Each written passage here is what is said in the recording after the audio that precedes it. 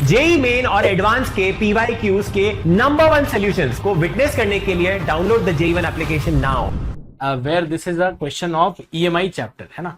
Electromagnetic induction में अच्छी बात यह है कि भाई इसका वेटेज काफी अच्छा आता है और पेपर 1 में ही इसके दो question number 3 and 5 which are very similar to each other आ चुके हैं। तो let's start question number 3 first. And question number 3 में आपको कंडक्टिंग स्क्वायर लूप गिवन है, ठीक है जी। Conducting square loop initially x z plane में लाई करता हुआ with its lower edge hinged about x axis. Okay, तो ये आपकी एक्स एक्सिस के अबाउट रोटेट कर पाएगा, इस तरह की सिचुएशन दे रखी है। Now in y greater than equal to 0 only in that region magnetic field is there in positive y axis, मतलब नेगेटिव y एक्सिस की तरफ मैग्नेटिक फील्ड शून्य है, 0 है। और मैग्नेटिक फील्ड की देखो ये डायरेक्शन है, इस लूप का एरिया हम ले लेते हैं ऐसे, ठीक है ना। तो देखो एरिया पहले इस तरह था, बट एरिया जब ये थीटा से रोटेट कर गया, क्या एरिया भी थीटा से क्लॉकवाइज रोटेट कर गया, है ना। तो एरिया वेक्टर ऐसे रोटेट कर रहा है एंड किसी भी मोमेंट पे जब इन दोनों के बीच में एंगल 90 माइनस थीटा है तो फ्लक्स क्या है, उसी फ्लक्स से हम लोग इंड्यूस्ड ईएमएफ निकालने वाले हैं। तो ये क्वेश्चन बेसिकली उस तरह से होएगा। Alright, let's start with the equation of flux of magnetic field B dot A, which is B A cos of, in this case 90 minus theta। क्यों? क्योंकि थीटा से रोटेट करने पे एरिया वेक्टर भी थीटा से रोटेट कर गया, blue वाला ये एरिया वेक्टर है, और एरिया वेक्टर और मैग्नेटिक फील्ड के बीच में 90 माइनस थीटा एंगल इस मोमेंट पे है। तो ये जनरल पॉइंट है, और इस पे आपने अगर देखा cos 90 minus theta sine theta, फिर B को भी B not cos omega T लिख दो, ठीक है। और sine omega T cos omega T के बजाय अपन एक बार इसको थीटा में लिख देते हैं ना। B naught A sine theta cos theta को हम साइन ऑफ 2 थीटा बाय 2 लिख देते हैं। Sine of 2 theta whole by 2 is the value of flux at a general moment, है ना। ऑलराइट, अब इसको डिफरेंशिएट करेंगे तो हमें क्या मिल जाएगा, इंड्यूस्ड ईएमएफ या वोल्टेज, है ना। तो V की value which is minus d phi B by D t, let's differentiate this and let's find out minus B naught A by 2 which is a constant, but sine theta का क्या हो जाएगा, cos of 2 theta and 2 d theta by D t आपका omega हो जाएगा, right. तो जो अपने पास V के लिए एक्सप्रेशन बन रहा है which is 2 gets cancelled, negative आ रहा है, या नेगेटिव नहीं भी लो, मतलब एरिया वेक्टर को वैसे ऐसे भी ले सकते हैं ना, एरिया वेक्टर ऐसे ऐसे कैसे भी ले सकता है। तो मॉड वैल्यू को भी अपन यहाँ पे देख लेंगे। And cos of omega cos of 2 theta, है ना, इसको थीटा में ही रहने दो, फिर थीटा के साथ इसका ग्राफ बना देते हैं। तो let's draw a graph of V versus theta and फिर इसको टी में कन्वर्ट कर देंगे, ठीक है। तो क्वेश्चन ये चाह रहा है, और ऑप्शंस में आपको ऐसे 4 प्लॉट्स हैं, उनमें से कौन सा अपन देख लेंगे। But yes, let's start with some basic values. Theta equal to 0 degree पे क्या होगा बच्चों, थीटा इक्वल टू 0 डिग्री पे कॉस की वैल्यू मैक्सिमम है एंड पोटेंशियल की वैल्यू नेगेटिव। तो let's start P naught A omega पे, एंड यहां से देखो अब कॉस 2 थीटा जिस पॉइंट पे 90 डिग्री हो जाएगा, मतलब थीटा की वैल्यू पाई बाय 4 हो जाएगी, थीटा की वैल्यू पाई बाय 4 हो जाएगी, तब ये 0 होगा।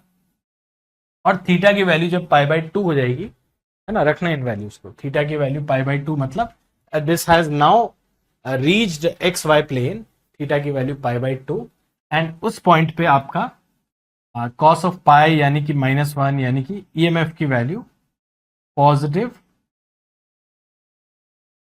Positive B naught A omega हो जाएगी, ठीक है जी।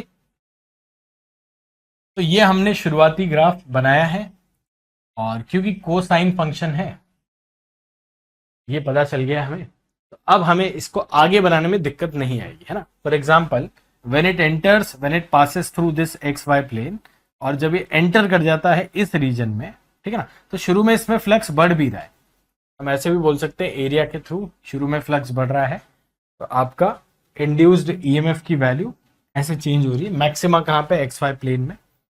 और when the angle becomes 3π/4 and ultimately pi, है ना। तो थीटा की वैल्यू पाई तक मैं इसको लिख रहा हूं।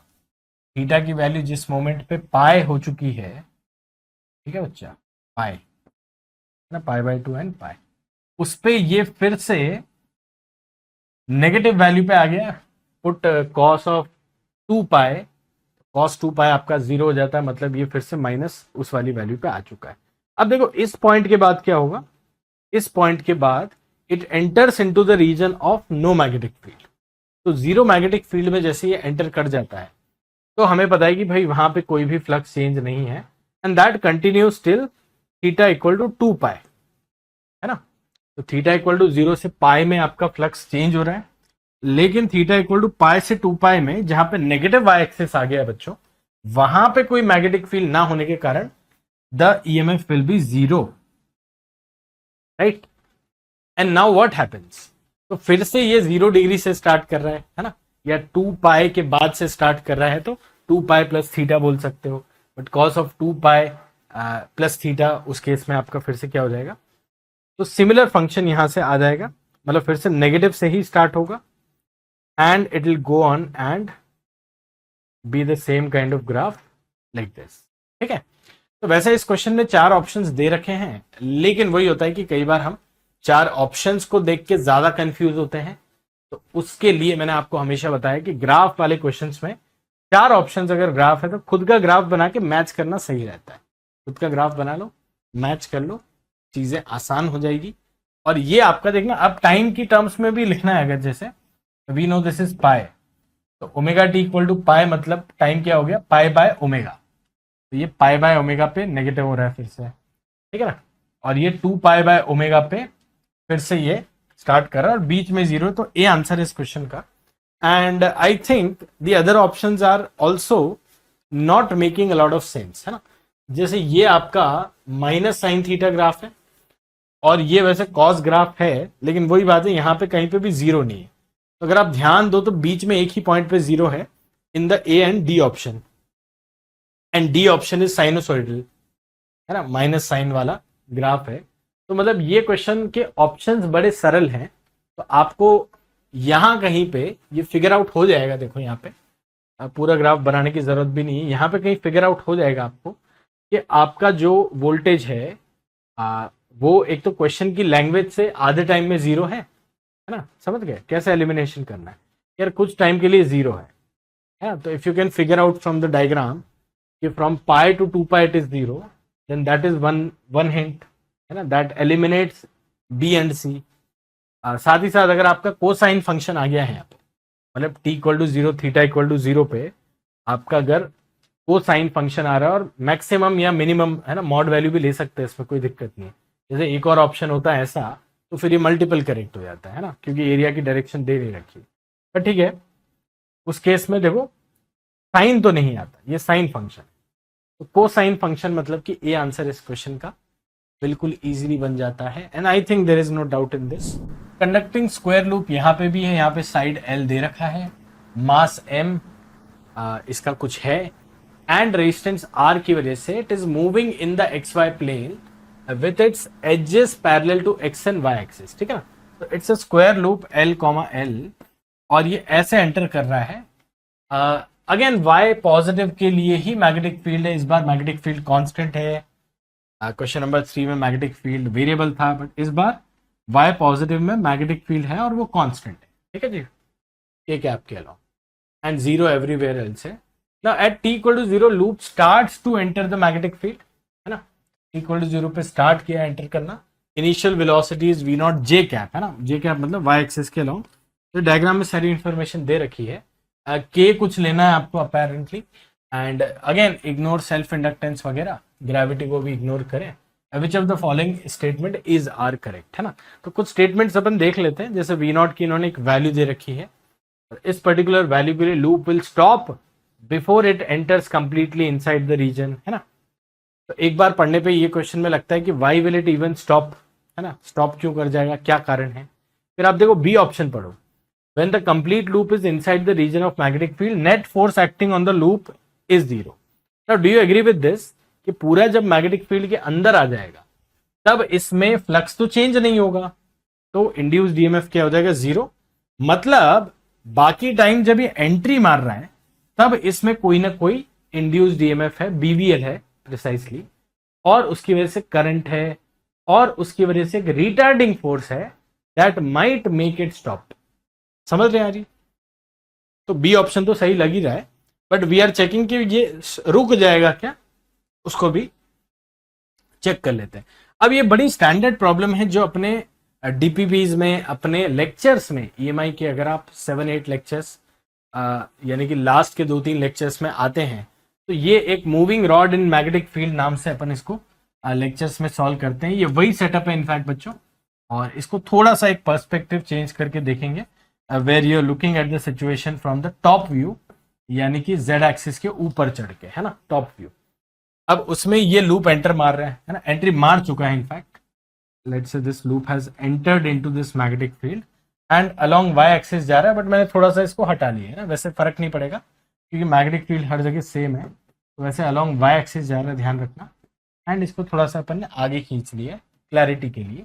Now suppose this is some Y जहां पे ये है, और उस मोमेंट पे ये किसी v से मूव कर रहा है ना, not v naught, v might decrease, and why is it, because इस स्पीड की वजह से एक बीवीएल होगा। अब बीवीएल का यानी कि इंड्यूस्ड ईएमएफ का डायरेक्शन क्या होगा बताना, करंट का डायरेक्शन क्लॉकवाइज एंटी क्लॉकवाइज क्या होगा, जल्दी से बताना इस डायग्राम में। तो बीवीएल की वजह से क्या होगा, इस पे एक इंड्यूस्ड करंट होगा, उसकी वजह से एक रिटार्डिंग फोर्स होगा, है ना। The force of magnetic field always tries to move, tries to stop the moving rod in the magnetic field, that is the concept, है ना। तो ये अभी जा रहा है और यहाँ पे फ्लक्स नहीं है ना, बट क्यों, हम क्या हम बोल सकते हैं, लेंजेज लॉ से इसमें फ्लक्स बढ़ रहा है, यानी कि एंटी क्लॉकवाइज सेंस में या क्लॉकवाइज सेंस में कैसे करंट आ रहा है, क्लॉकवाइज सेंस में इसमें करंट आ जाएगा, ठीक है जी। और क्लॉकवाइज सेंस में जैसे ही करंट आएगा, we can say L cross B, है ना, एल क्रॉस बी भी करना, तो आई एल बी यानी कि a force of magnetic field which is acting on this in this direction is making it retard. समझ में आ रही है? That is responsible for minus M D we by D T. अब यहां से हमें पता है कि एक वेलोसिटी का एक्सप्रेशन आता है जो कि अगेन एक बड़ा स्टैंडर्ड एक्सप्रेशन है। तो लेट्स स्टार्ट यार, है ना, इसको अपन स्टार्ट कर देते हैं सॉल्व करना इसी इक्वेशन से। फाइनली जो भी ऑप्शन है, मल्टीपल करेक्ट टाइप क्वेश्चन है ये, है ना, यहाँ से आपके multiple correct answer type question आ गए हैं, उनको हम सॉल्व कर रहे हैं। तो d we by D t equal to minus epsilon को भी बीवीएल लिख दो, b square L square by r, v इस फॉर्म में आ जाता है, ठीक है ना। और आप इसको अगर सॉल्व कभी नहीं किए तो एक बार यहां से मतलब इसको सॉल्व करना स्टार्ट करना है। दिस इज वेरी स्टैंडर्ड कि भाई आपका ये B square L square by M R, ये आपको अगर क्वेश्चन पहली बार कर रहे हो तो कंफ्यूज कर सकता है, but I think it's a very standard term जो हम अपने लेक्चर्स में भी डिस्कस करते हैं। और डीबीबीज अगर आपने करी तो और एक्सटेंसिव है डिस्कशन, जहाँ पे रेजिस्टेंस ही नहीं, मतलब यहाँ तो रेजिस्टेंस वगैरह दे रखा है, बट यहाँ पे कैपेसिटेंस, इंडक्टेंस भी लगा के आपने क्वेश्चंस किए होंगे। तो यहाँ से देखो एक एक्सप्रेशन आता है, टी इक्वल टू 0 पे वी नॉट थी, और टी टाइम के बाद स्पीड कितनी हो गई, apparently that speed decreases exponentially, ठीक है जी। तो this bit is basically K and e to the power minus K T, यानी कि एक्सपोनेंशियली डिक्रीजिंग वेलोसिटी आती है इस लूप की, e to the power minus K T exponentially decreasing velocity आती है इस लूप की, समझ रहे हो। तो t इक्वल टू 0 पे एंटर किया v नॉट से, then the speed is going to decrease with time exponentially. This is the basic concept of the question. Now let's come to the option, ठीक है ना। So apparently for this particular value will the loop stop before it enters completely, ऐसा लिखा है। तो देखो अपन ने यहाँ पे जैसे सोचा कि अब ये पूरा अगर एंटर कर गया, है ना, जैसे बी ऑप्शन है, पूरा अगर एंटर कर गया तो क्या दिक्कत है, पूरा एंटर कर गया किसी v स्पीड से अभी भी चल रहा है, तो that v becomes constant. Why? Because जब पूरा एंटर कर गया फ्लक्स कांस्टेंट है, जब पूरा एंटर कर गया है फ्लक्स क्या है, कांस्टेंट है, और फ्लक्स कांस्टेंट है मतलब इसमें कोई भी करंट नहीं है, और कोई भी करंट नहीं है मतलब कोई भी रिटार्डिंग फोर्स भी नहीं है, and that is what makes it move with constant speed तो that is the D option. Complete loop inside जब आ गया, net force acting on the loop is 0 and therefore this option becomes correct. ठीक है, but उससे पहले क्या ये रुक जाएगा? मतलब ऐसा भी हो सकता है कि कंप्लीट लूप एंटर ना हो और एल लेंथ से पहले ही ये रुक जाए, तभी हो सकता है। ठीक है ना, तो ये जो v equal to V naught है, इसको हम फर्दर भी एक्सप्लोर कर सकते हैं, देखना यहाँ पे। और वैसे तो right away straightforward answer आपको यहाँ पे समझ में आ रहा होगा यार, this is exponentially decreasing velocity. मतलब ये literally t tending to infinity के बाद डिक्रीज होगी 0 पे, है ना। मतलब स्टॉप करने के लिए आपको टेक्निकली इनफाइनाइट टाइम लगेगा इस लूप को। तो स्टॉप तो ये इंफिनिटी टाइम में हो रहा है, but let's check it whether v not equal to 1.5 kl क्या सिचुएशन है। मतलब यू नो, जैसा कि आपने अगर क्वेश्चन ट्राई किया है तो ये दूसरे तीसरे ऑप्शन में भी दे रखा है v not equal to kl/10। उसको चेक करते हैं एक बार। And will the loop stop before it enters completely, ये पॉसिबिलिटी भी है कि नहीं, देख लेते हैं। तो देखना यहाँ पे, एज वी हैव सेड कि y डिस्टेंस एंटर कर गया है, सपोज, है ना, y डिस्टेंस एंटर कर गया है, और ये अगर y एंटर कर गया है then v is nothing but dy/dt also, है ना। और dy यानी कि y डायरेक्शन में लूप का displacement is equal to V naught e⁻−kt/dt को इंटीग्रेट करके हमारे पास डिस्प्लेसमेंट का भी एक रिलेशन आ जाएगा, राइट। तो ध्यान देना यहाँ पे लिमिट्स में t इक्वल टू 0 पे इसने जस्ट एंटर किया है एंड t टाइम पे ये किसी y पोजीशन पे आ गया है ना। तो यहां से यहां तक ये y आ चुका है t टाइम पे, और क्या ये उस बीच में स्टॉप हो गया है? मतलब वो चीज अपन एक्सप्लोर, वैसे तो स्टॉप ये इंफिनिटी पे कर रहा है, but then we are writing this equation as well because we can.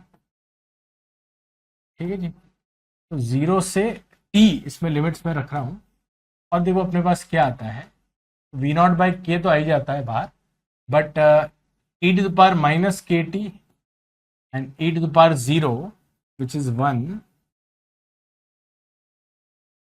To the power -1।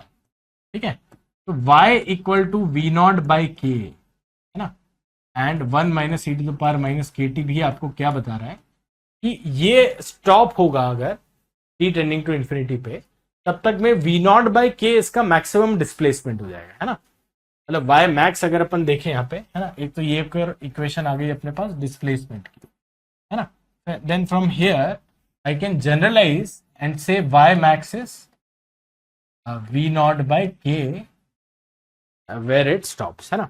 तो v0/k की वैल्यू अगर आप देखो ए ऑप्शन में, v0 इक्वल टू 1.5 kl दे रखा है ना, एंड v0/k की वैल्यू अगर आप देखो तो 1.5 l है। मतलब कि ये डेफिनेटली इनफ स्पीड है, ध्यान देना इस शब्द पे, इनफ स्पीड है कि ये एंटर कर जाएगा और इसका डिस्प्लेसमेंट कितना हो जाएगा 0 से 1.5 l, मतलब पूरा एंटर कर जाएगा। अब बात यह है कि जिस पॉइंट पे ये l एंटर कर जाएगा उसके बाद तो इसमें करंट 0 हो जाएगा, मतलब उसके बाद ये इक्वेशंस वैलिड ही नहीं है। तो एक और कंडीशन आ जाती है हमारे पास यहाँ पे, यार ये इक्वेशंस आप तभी लिख सकते हो जब तक ईएमएफ इंड्यूस हो रहा है, मतलब जब तक y की वैल्यू लेस देन l है। और इस क्वेश्चन में जैसे y यानी कि डिस्प्लेसमेंट की वैल्यू, y मैक्स की वैल्यू ग्रेटर देन l हो गई है, मतलब ये ऑलरेडी उससे पहले कांस्टेंट स्पीड अचीव कर चुका है। तो a good option would have been कि इस पर्टिकुलर v0 के लिए what is the constant speed, है ना। ये क्वेश्चन में मतलब कई चीजें पक्की हुई नहीं है, परिपक्व नहीं है ना, मतलब वो एक अच्छा ऑप्शन हो सकता था। बट एनीवे ये अगर आ गया है, and as we know for y greater than l loop starts to move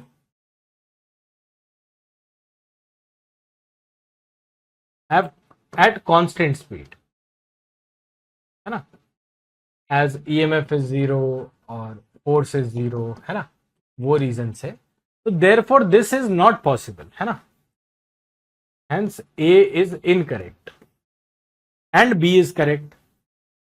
ठीक है जी, तो यहां पे इस पेज पे अपन ने B के लिए और A के लिए रीजनिंग दे दी है, ए क्यू इनकरेक्ट है और बी क्यू करेक्ट है।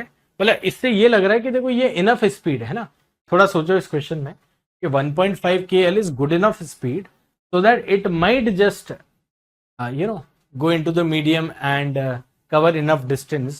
तो अपन ने वो देखा और उससे पता चला 1.5 L तो ये कवर करने योग्य है ना, 1.5 L तो ये कवर कर सकने लायक है। बट हमें ये भी पता है कि y ग्रेटर देन एल पे ये इक्वेशन वैलिड ही नहीं है, क्योंकि वो IBL नहीं लगेगा y ग्रेटर देन एल पे। तो ये एक और लिमिटेशन है इन मेथड्स की। तो A इनकरेक्ट है। अब मैं आता हूँ C और D पे, जो भी ऐसे ही होंगे ध्यान देना। तो सी वाले ऑप्शन को देखो, v equal to k l by 10 से if I calculate y max, what was y max, v not by k and v not equal to k l by 10 है ना। मतलब ये बोल रहा है l बाई 10 मैक्सिमम डिस्प्लेसमेंट कर सकता है ना। तो do you think the loop comes to rest at this point, है ना, this particular time? Do you think the loop comes to rest? Now loop actually comes to rest at infinity, है ना। मतलब वो इतना स्लो डाउन हो जाएगा कि वो y max l by 10 he cover कर पाएगा और उसके बाद वो रुक जाएगा because of the retarding force. It will stop and that will be it, है ना। तो ये टाइम इन्फिनिटी होता तो ये ऑप्शन सही हो जाता, है ना। एंड v की वैल्यू जैसे मैं निकालूं, अगर v naught E to the power minus K T, तो टाइम नहीं दे रखा है यहाँ पे। जैसे ये वाला टाइम अगर रखे भी अपन तो ये रेस्ट पे नहीं आएगा, समझ रहे हो। तो सी ऑप्शन गलत है, क्यों समझ में आ रहा है? Let's put K T equal to L N of 5/2 minus अंदर जाके 2/5 हो जाएगा and V naught into E to the power L N of 2/5 मतलब 2/5, ठीक है। तो क्या ये रेस्ट पे आ रहा है? रेस्ट पे तो नहीं आ रहा है ना। और रेस्ट पे आने के लिए इसको इनफाइनाइट टाइम लगेगा, ये चीज आपको पता है। तो यहां से अगेन सी ऑप्शन भी मैच तो नहीं हो रहा है, ओके। तो सी भी इसका आंसर नहीं है। एंड डी पे आते हैं लास्टली कि वी नॉट अब 3 के एल है। अब कंपैरिजन देखना, वी नॉट इक्वल टू 1.5 के एल से आपने डबल कर दिया और speed. Does the loop enters inside the magnetic field at time this? Does the complete loop enter inside the magnetic field at this time, है ना। तो डी के लिए अब सॉल्व कर रहे हैं हम यहाँ पे। और D option, what can we say, V naught equal to 3 K L है एंड उसके लिए एंटर कर जाए पूरा, मतलब y इक्वल टू एल हो जाना चाहिए फॉर एंटरिंग, है ना। एंटर कर जाएगा तो उसके बाद फिर से कांस्टेंट हो जाएगी स्पीड और वो मूव करने लगेगा विद कांस्टेंट स्पीड, ठीक है। तो ये अपन निकाल लेते हैं, v equal to 3 K L के लिए होता है क्या। तो y की वैल्यू क्या थी अपने पास? y was equal to how much? v not by K, this function, है ना। y equal to v not by K 1 minus E to the power minus K T को मैं सॉल्व करूंगा और टाइम निकालूंगा और फिर मैच हो जाता है तो ठीक है, ओके। v नॉट की वैल्यू 3 के एल भी रख देते हैं। 1 minus E to the power minus K T का सोल्यूशन क्या है? And that gives me 1 minus 1/3, 2/3 e to the power minus kt is 2/3, therefore kt equal to ln of 3/2 and I think ln of 3/2 ही दे रखा है यहाँ पे, तो that becomes the correct answer। 1/k ln 3/2 पे रुका नहीं है ना। देखो क्वेश्चन की लैंग्वेज पे गौर करो कि यहाँ पे बोल रहा है स्टॉप नहीं हुआ है, एंटर कर जाता है पूरा अंदर और किसी कांस्टेंट स्पीड से वो मूव करने लगेगा। Again they could have asked that constant speed also in one of the options, but ठीक है चलो। आपको एक बेसिक कंसेप्ट से क्वेश्चन ने स्टार्ट कराया, है ना। This is one of the basic concept जो आप अपने लेक्चर्स में पढ़ते हो तो आप जेई की तैयारी कर रहे हो, है ना। तो ये इक्वेशंस आप उससे ला सकते हो और उसके बाद थोड़ा खेल सकते हो, मतलब यू जस्ट प्लेइंग अराउंड कि हाँ 1.5 एल के लिए अगर ये पूरा एंटर कर जाता है तो वही बात है कि रुकेगा नहीं, फिर कांस्टेंट स्पीड से जाएगा, रुकेगा नहीं और झुकेगा नहीं। चलिए, तो डी भी इसका आंसर है, ए भी इसका आंसर है। मैं यहाँ पे फाइनल आंसर लिख देता हूँ क्योंकि मल्टीपल करेक्ट चालू हो गए हैं। तो final answer is A and D for this question and will wait for the answer keys to come and will match it up, okay. But ठीक है, ये स्ट्रेट फॉरवर्ड है।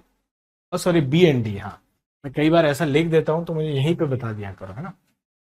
एक तो रात के टाइम पे अपन ये कर रहे हैं, लेट नाइट, वो आपका बी एंड डी है, ये चीज आप ध्यान में रखो। तो इसका बी एंड डी है और पिछले वाले का हमने ये आंसर कर दिया, तो वो तो सिंगल करेक्ट था। Thank you so much for watching our solution. I hope आपको अच्छा लगा और ऐसे और भी सोल्यूशंस आप देखते रहिए, मेहनत करते रहिए, क्योंकि JEE Ones today, IITians tomorrow.